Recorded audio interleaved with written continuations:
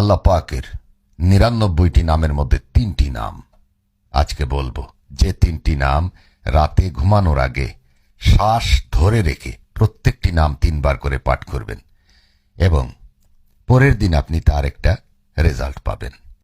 ধরুন আপনি চাকরির জন্য যাচ্ছেন, ইন্টারভিউতে যাচ্ছেন, ইনশাআল্লাহ কামিয়াবি হবেন।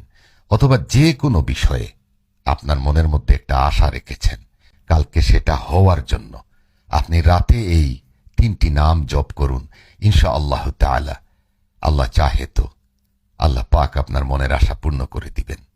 আপনি প্রথমে ঘুমানোর দোয়া এবং অন্যান্য দোয়া তাসবিহ যেগুলো আছে সেগুলো পড়ে নেবেন এবং আপনি বসবেন আপনার বিছানায়, বসে শ্বাস টান দিবেন, বিসমিল্লাহ মনে মনে বলবেন এবং শ্বাস টান দিবেন।